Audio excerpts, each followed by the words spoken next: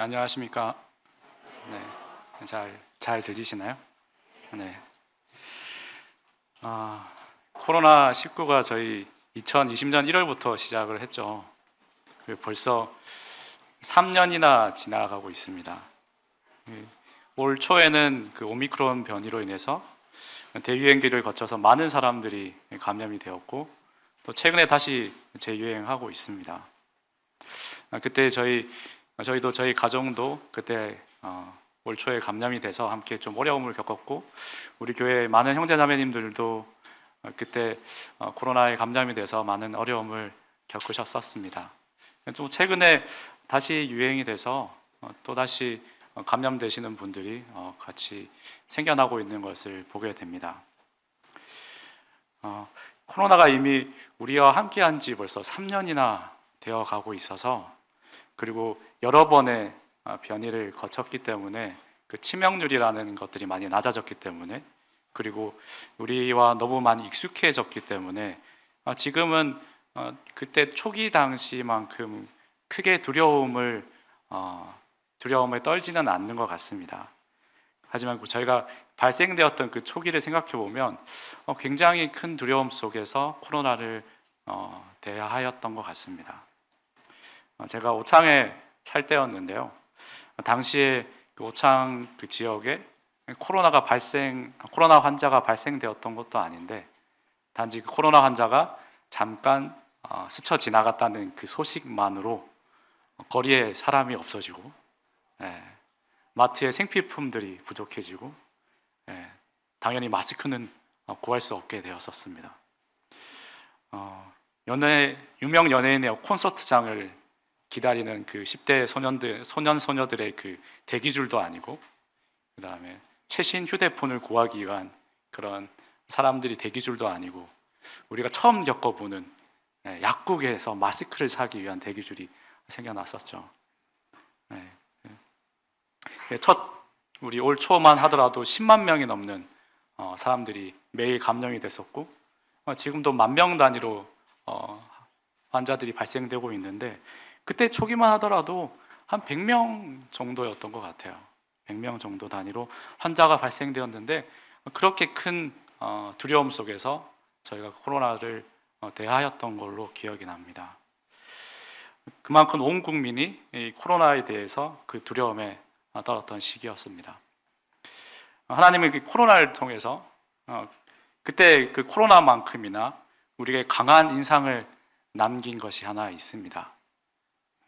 바로 대구의 그 코로나를 격발시켰던 그 신천지입니다. 하나님이 코로나를 통해서 수면 아래에서 압력하던 그 이단인 신천지를 그 수면 위로 끄집어내셨고, 이를 통해서 많은 사람들이 기존에는 별 생각 없이 대하였던 그 신천지를 경계하게 만드셨습니다. 우리나라만 하더라도 본인이 예수 그리스도의 재림이다 이렇게 소개하면서 여러 사람들이 미혹하는 이단들이 지속적으로 발생되고 있습니다. 사단은 이 세상에 하나님을 믿지 못하게 하는 여러 가지 전략들을 끊임없이 사용하고 있습니다. 몇 가지 그 대표적인 예를 보면, 첫 번째로 그 아까 신천지와 같이 성경의 그 중요한 진리를 벗어나서 이야기하는 겁니다. 성경의 말씀을 자신의 목적에 따라 특정한 말씀 구절을 뽑아서 새롭게 각색한다든지, 아니면 자신이 그 예언의 대상자다, 자신이 바로 예수 그리스도의 재림이다 라고 소개하면서 사람들을 속이는 것이 바로 그 첫 번째 형태입니다.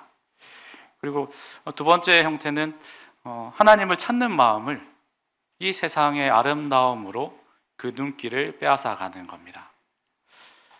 요즘 초등학생들 장래 희망을 조사하면 이렇게 대답한다고 합니다. 저는 건물주가 되는 게 꿈이에요. 이미 그 어린 아이들의 마음에 그 세상의 돈을 사랑하는 마음으로 이미 마음을 다 뺏어가 버린 겁니다. 사탄은 예수님에게도 이와 같은 전략을 사용해서 예수님을 시험하였습니다. 금식 이후에 예수님을 시험하는 장면에 사단이 천하 만국과 그 영광을 보여 가로되 내게 엎드려 경배하면 이 모든 것을 내게 주리라. 사단이 예수님에게도 동일하게 한 그 전략을 오늘날에도 많은 사람들에게 사용하고 있습니다. 지금도 유튜브를 틀어보면 각각의 투자 전략들을, 그리고 회사에서는 어떻게 하면 부자가 될 수 있는지 서로 논의하는 시기가 됐죠. 마지막으로 이 세상에서 가득 차 있는 마지막 형태는 이 세상에 가득 차 있는 하나님의 존재를 애써 부정하려고 노력하는 형태입니다.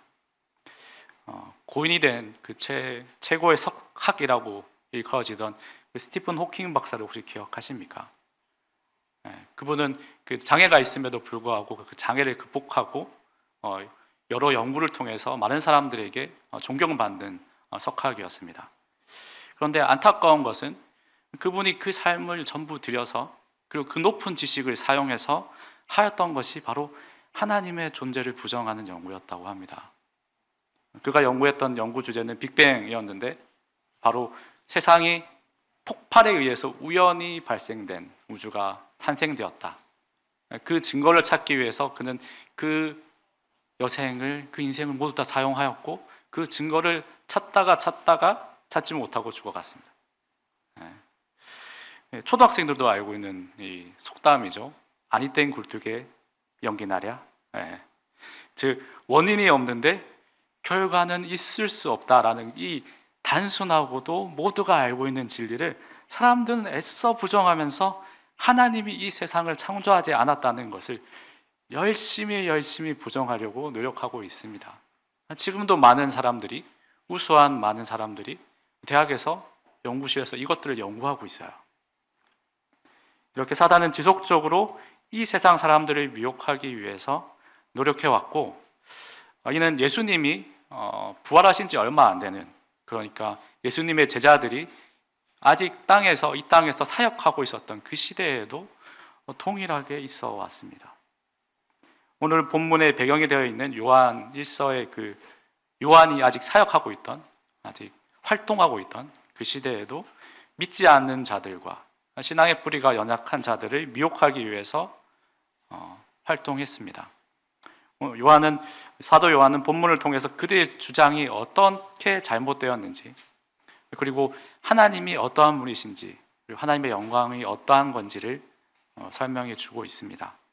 요한일서 1장 5절부터 2장 2절까지의 말씀을 읽어보도록 하겠습니다. 제가 읽도록 하겠습니다. 우리가 저에게서 듣고 너희에게 전하는 소식은 이것이니 곧 하나님은 빛이시라. 그에게는 어둠이 조금도 없으시니라. 만일 우리가 하나님과 사귐이 있다 하고 어두운 가운데서 행하면 거짓말을 하고 진리를 행치 아니함이거니와 저가 빛 가운데 계신 것 같이 우리도 빛 가운데서 행하면 우리가 서로 사귐이 있고 그 아들 예수의 피가 우리를 모든 죄에서 깨끗게 하실 것이요 만일 우리가 죄 없다 하면 스스로 속이고 또 진리가 우리 속에 있지 아니할 것이요 만일 우리 죄를 자백하면 저는 밉보시고 의로사 우리 죄를 사하시며 모든 불의에서 우리를 깨끗게 하실 것이요 만일 우리가 범죄하지 아니하였다 하면 하나님을 거짓말하는 자로 만드는 것이니 또한 그의 말씀이 우리 속에 있지 아니하니라. 나의 자녀들아, 내가 이것을 너에게 쓰면 너희로 죄를 범치 않게 하려 함이라. 만일 누가 죄를 범하면 아버지 앞에서 우리에게 대언자가 있으니 곧 의로우신 예수 그리스도시라. 저는 우리 죄를 위한 화목제물이니 우리만 위할 뿐 아니요 온 세상의 죄를 위하심이니라. 당시에 그 활약하였던 그 영지주의자들은 크게 세 가지 오류를 품고 있다고 합니다. 첫 번째로는 그 도덕적 행동이 하나님과의 관계와 아무런 관계가 없다, 무관하다라고 주장했다고 합니다. 그러니 내가 구원을 받고 내 삶을 내 마음대로 살아도 된다, 뭐 이런 논리였던 것 같아요. 두 번째로 부도덕한 행위가, 그 죄가 하나님을 모르는 사람에게는 죄가 되지 않는다라고 주장했죠. 그리고 세 번째로 하나님을 아는 지식, 그러니까 영지주의의 그 영지를 신자의 삶 속에 나아가서 그 죄의 가능성까지 제거한다고 주장했습니다.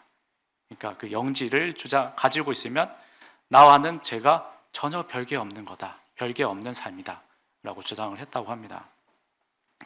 사도 요한은 이런 주장에 맞서서 예수 그리스도를 통해서 알게 된 하나님과 그분의 속성, 그리고 그 사도 요한이 목도한 예수 그리스도의 그 사역을 통해서 그들의 주장이 무엇이 잘못되었는지, 그리고 예수 그리스도를 믿는다고 고백한 사람이 어떠한 삶을 살아야 하는지를 설명해 주고 있습니다.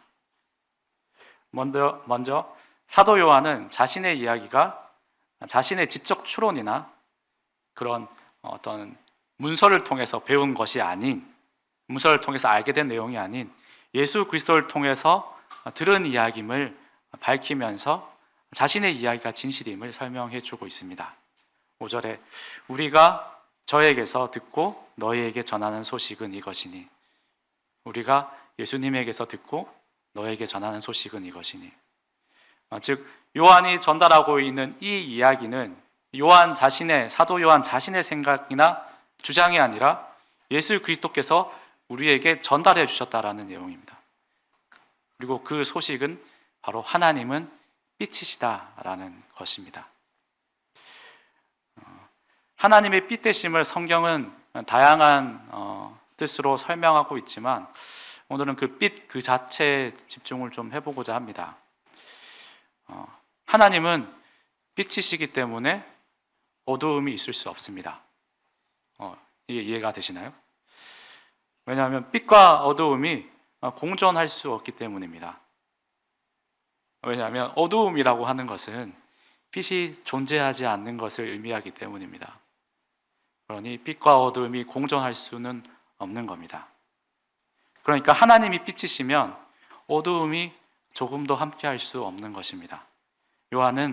사도 요한은 하나님은 빛이시며 어두움이 조금도 없으시다라고 우리에게 밝혀 설명하고 있습니다. 그리고 이 빛은 어두움에 감춰져 있던 것을 드러내게 합니다. 하나님은 빛이시니 하나님과 함께 한다면 어두움 속에 감춰놨던 나의 깊숙한 곳을 드러내게 돼야 합니다. 우리 마음속에 숨겨놓았던, 그리고 나 위에는 알지 못하는 내 마음속에 지었던 죄까지 하나님 앞에 나온다면 우리는 모두 다 드러나게 될 것입니다. 요한은 하나님의 빛이심을, 그리고 그의 이야기가 예수 그리스도를 통해서 직접 전해 들은 이야기임을 서두에 소개하고 있는 이유가 있습니다. 왜냐하면 빛이신 하나님과 함께하고 교제하고 있다고 하는 사람들이 그 속성과 반대되는 삶을 살 수 없기 때문입니다. 즉 영지주의자들이 주장하던 그 빛이신 하나님과는 함께할 수 없는 그 이유가, 그 오류가 드러나게 되는 거죠. 영지주의자들은 아까 자신의 삶의 도덕적인 모습과 자신의 구원과는 아무런 관계가 없다라고 얘기했지 않습니까? 사실 이 사실이 영지주의자들, 즉 이단들에게만 중요한 사실은 아닙니다. 요한일서 2장에서 그 시작되는 부분에 나와 있듯이 이것은 하나님의 속성은 하나님과 함께 영혼을 살아가는 저와 형제 자매들에게도 굉장히 중요합니다. 왜냐하면 우리는 하나님과 함께 영혼을 살아가기로 약속된 자들이기 때문입니다. 사도 요한은 하나님을 빛으로 소개하고 있습니다. 이 증언이 자신의 이야기가 아닌 하나님과 함께하였고 하나님이신 예수 그리스도께서 직접 전한 증거이심을 밝히 증명하고 있습니다. 6절입니다. 만일 우리가 하나님과 사귐이 있다 하고 어두운 가운데 행하면 거짓말을 하고 진리를 행치 아니함이거니와. 빛이신 하나님으로부터 이제 우리의 관계를 사도 요한은 정의하고 있습니다. 하나님은 빛이신데 그런 하나님과 사귐이 있다고 하는 사람이 어두운 가운데서 행동한다는 것 자체가 모순이라는 것입니다. 그리고 이런 말을 하는 자는 거짓을 이야기하는 자이며 진리를 행하지 않는 사람이다 라는 뜻입니다. 영지주의자들은 하나님과의 영적인 교제를 강조했지만 실천적인 삶을 등한시한다든지 부정하였고 자신의 삶을 어두운 죄 가운데 방치하였습니다. 요한은 그들에게 이렇게 질문하는 겁니다. 당신은 빛이신 하나님과 친밀한 사귐의 관계가 있다고 이야기하면서 어떻게 당신은 어두운 가운데서 행동하고 있습니까? 이는 빛과 어둠이 함께할 수 없는 것과 같이 당신의 하고 있는 이야기는 거짓말이며 진리를 행하는 것이 아닙니다. 이거는 그래서 이 성도인 저희에게도 똑같이 적용되는 말씀인 것 같습니다. 즉 성도는 하나님과의 사귐의 그 결과가 그 성도 개인의 삶의 모습으로 밝히 드러나야 된다는 것을 이야기해 주고 있습니다. 우리의 믿음의 증거는 우리의 삶의 모습으로 드러나게 될 것입니다. 7절, 저가 빛 가운데 계신 것 같이 우리도 빛 가운데서 행하면 우리가 서로 사귐이 있고 그 아들 예수의 피가 우리를 모든 죄에서 깨끗게 하실 것이요.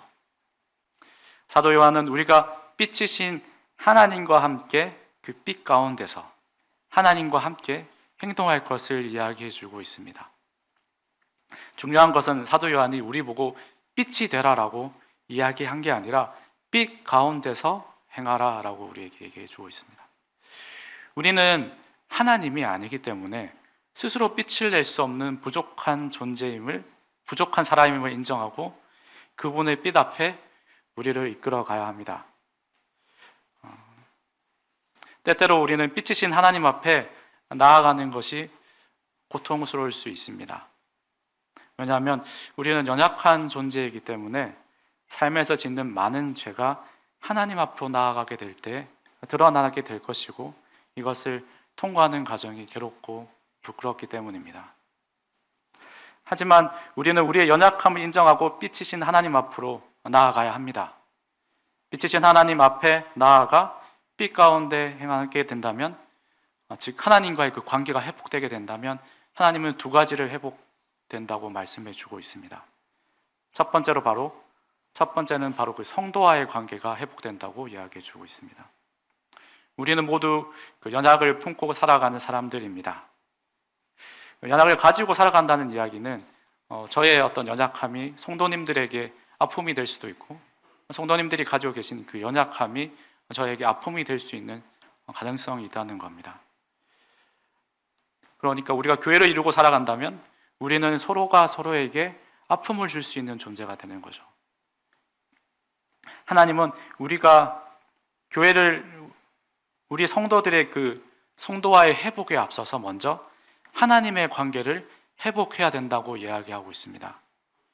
하나님과의 관계가 회복된다면 우리는 서로의 연약함을 받을 수 있는 관계로 나아갈 수 있다라고 이야기해 주고 있는 겁니다.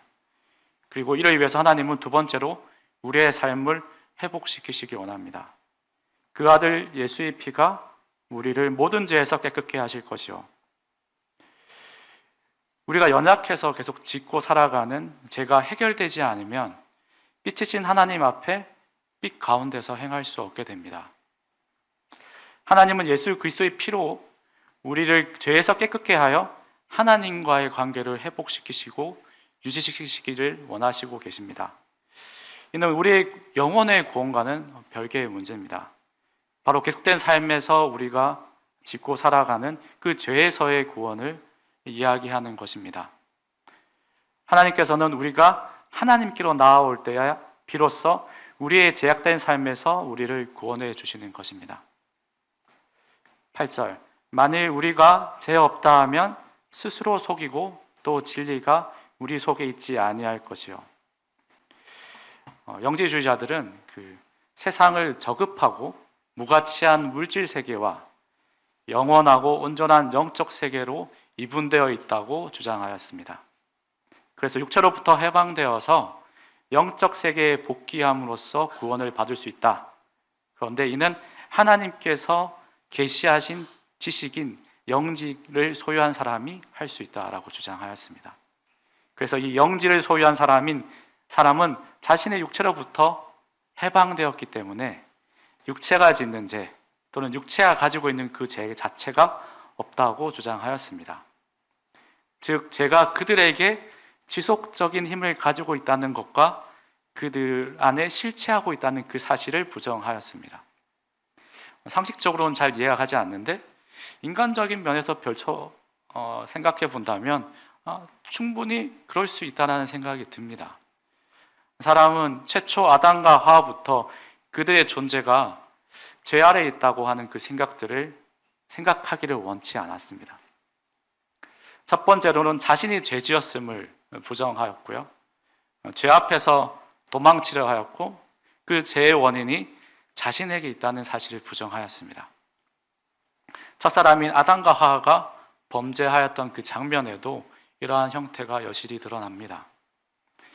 아담과 하와가 하나님이 금하신 선악을 알게 하는 나무의 실과를 먹고 난 뒤 하나님께서 부르시는 그 목소리에 두려워서 동산나무 사이에 숨게 됩니다. 하나님 앞에서 도망을 하죠. 제 앞에서 도망을 하는 그런 형태를 보이게 됩니다. 그리고는 왜 하나님이 왜 선악을 알게 하는 나무의 실과를 먹었냐고 아담에게 물으실 때 아담이 이렇게 대답합니다. 하나님이 내게 주신 여자가 나에게 이 선악을 알게 하는 나무의 실과를 주었기 때문에 제가 먹었습니다. 자신이 죄를 저질렀는데 그 죄의 원인을 하나님과 그 하와에게 돌리고 있어요. 하와도 마찬가지죠. 뱀이 저를 깨어서 제가 죄를 짓게 되었습니다.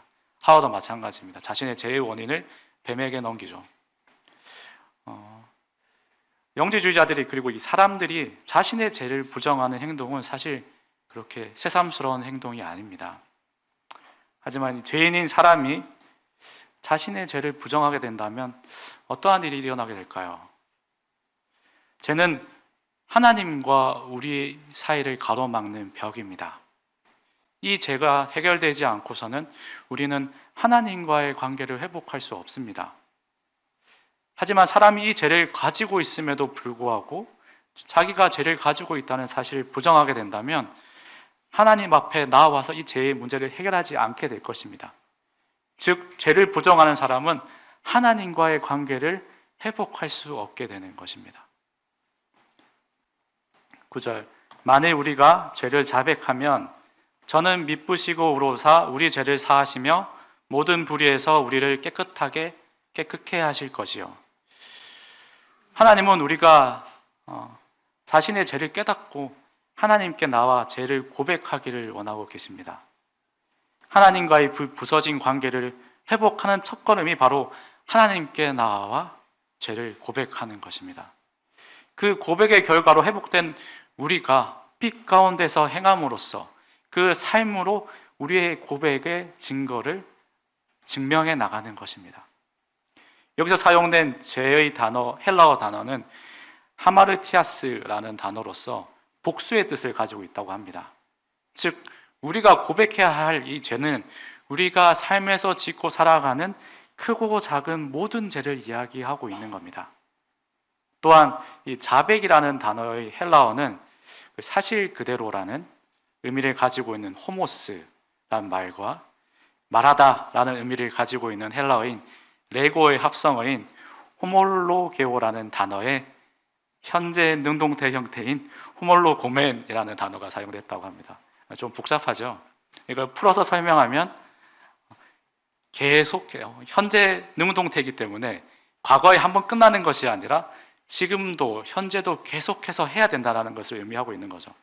그래서 설명하면 우리의 죄를 고백은 단번에 그리고 한 번만 하는 것이 아니라 우리가 살아가면서 죄를 짓거나 우리가 지은 죄를 발견하였을 때마다 즉시로 그 사실을 그대로 숨기지 않고 하나님께 거짓 없이 자백해야 한다는 것을 이야기해 주고 있습니다.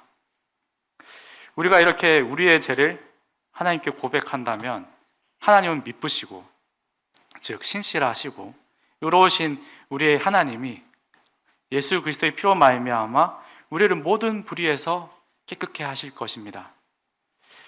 이는 우리가 죄와 상관없는 존재가 된다는 것을 의미하는 것이 아닙니다. 단지 우리의 죄가 해결되었기 때문에 그 죄에서 자유로웠게 되어서 하나님과의 관계가 회복된다는 것을 의미합니다. 10절, 만일 우리가 범죄하지 아니하였다 하면 하나님을 거짓말하는 자로 만드는 것이니 또한 그의 말씀이 우리 속에 있지 아니하니라. 그 영지주의자들이 주장한 범죄하지 아니하였다라는 주장은 그 진리에서 벗어났을 뿐만 아니라 하나님을 거짓말하는 자로 만드는 행위입니다. 하나님은 범죄한 우리를 위해서 아들이신 예수 그리스도를 사람의 몸으로 입어서 이 땅에 태어나게 하셨고, 범죄한 우리의 죄를 대속하기 위해서 십자가에 달려 죽어서 사흘 만에 살아나셨습니다. 즉, 범죄하지 않았다라는 주장은 단순히 진리를 벗어난 것이 아니라 나아가서는 예수 그리스도의 구속 사역을 전면적으로 부정하는 행위입니다. 사도 요한은 이러한 영지주의자들의 그 주장이 얼마나 심각한 오류를 가지고 있는 건지 재차 거듭해서 설명해 주고 있습니다. 사도 요한은 하나님을 소개하면서, 빛이신 하나님을 소개하면서 영지주의자들의 주장이 어떠한 오류가 있으며 어떠한 문제를 가지고 있는지 하나하나 설명해 주고 있습니다. 그렇다면 이 설명한 내용들은 하나님을 잘 믿는 우리 그리스도인들에게는 의미가 없는 교훈일까요? 그렇지는 않습니다. 빛이신 하나님과의 교제를 위해 우리도 동일하게 적용되는 교훈입니다. 우리 또한 사실 그들과 크게 다르지 않는 연약한 사람임을 우리는 잊지 말아야 합니다. 우리는 때때로 죄에서 넘어져서 빛이신 하나님을 떠나서 어두움에서 방황하기도 합니다. 때때로 마음 깊은 곳에 숨겨둔 죄를 하나님 앞으로 가져 나오는 것을 두려워하거나 망설이기도 합니다. 회복되지 못한 우리의 그 심령이 빛이신 하나님 앞으로 나아오는 것을 두려워하기도 합니다. 2장 1절부터 2절 말씀입니다. 나의 자녀들아, 내가 이것을 너에게 쓰면 너희로 죄를 범치 않게 하려 함이라. 만일 누가 죄를 범하면 아버지 앞에서 우리에게 대언자가 있으니 곧 의로우신 예수 그리스도시라. 저는 우리 죄를 위한 화목제물이니 우리만 위할 뿐 아니요 온 세상의 죄를 위하심이라. 요한은 자녀된 우리들이 하나님 앞에서 죄를 범하지 않기를 원하고 있습니다. 나아가서 사도 요한은 범죄한 우리들이 다시 하나님과의 그 관계가 회복되기를 원하고 있습니다. 그를 위해서 하나님 앞에 우리의 대언자이신 예수 그리스도가 있음을 우리에게 상기시켜 주고 있습니다. 우리의 대언자이신 예수 그리스도는 세상의 재판장에 있는 그 변호사들이 주장하듯이 우리의 무죄를 주장하는 것이 아닙니다. 도리어 그분은 우리의 죄를 하나님 앞에 고백하고 자신이 화목제물로서 우리와 하나님과의 관계를 회복시키심을 강구하고 있는 겁니다. 말씀을 정리해 보도록 하겠습니다. 하나님은 빛이십니다. 빛이신 하나님께는 어두움이 조금도 있을 수가 없습니다. 이런 빛이신 하나님과 우리는 사랑의 관계를 맺어 교제의 장으로 나아가야 합니다. 이를 위해서 우리는 크게 두 가지를 행동해야 합니다. 첫 번째로 우리는 빛 가운데서 행하는 것입니다. 우리의 믿음을, 그리고 우리가 빛 가운데 있다는 것을 증명하는, 우리의 삶을 통해서 증명하는 삶을 살아가야 합니다. 이를 위해서 하나님은 우리와 하나님 사이를 가로막고 있는 죄의 문제를 해결하기를 원하십니다. 두 번째로 우리는 우리와 하나님 사이를 가르고 있는 이 죄를 고백하고 회복돼야 합니다. 우리는 연약한 사람이라서 살아가면서 크고 작은 죄를 짓고 살아갑니다. 우리는 연약한 사람이라서 우리의 죄를 하나님께 밝히 드러내는 것이 고통스럽고 부끄러워합니다. 하지만 우리가 그 죄들을 하나님께 나아가서 고백할 때 우리는 우리를 올가매고 있던 죄에서 자유함을 누리게 될 것입니다. 빛이신 하나님과의 교제의 아름다움을 기억하고 하나님과의 교제 앞에 우리가 무엇을 해야 하는지 고민하고 결단하는 서청주교회 형제 자매님들이 되시기를 기도합니다. 기도하고 마치도록 하겠습니다. 사랑이 많으신 아버지 하나님, 빛이신 하나님이심을 감사합니다. 하나님께는 어둠이 조금도 없으심을 저희가 알고 있습니다. 그런 하나님과 함께하는 삶을 저희는 살고 싶습니다. 저희는 연약하고 부족해서 때때로 주님 앞에 나오는 것을 주저할 때가 있습니다. 하지만 빛이신 하나님과의 그 사귐을 저희는 회복하기를 원합니다. 저희가 주님 앞에 나와 저희의 죄를 고백하는 삶을 살기를 원합니다. 저희의 마음을 주님께서 온전히 주장해 주셔서 주님 앞으로 저희를 이끌어 주시기를 기도드립니다. 이 모든 말씀 주 예수 그리스도의 이름으로 기도드렸습니다. 감사합니다.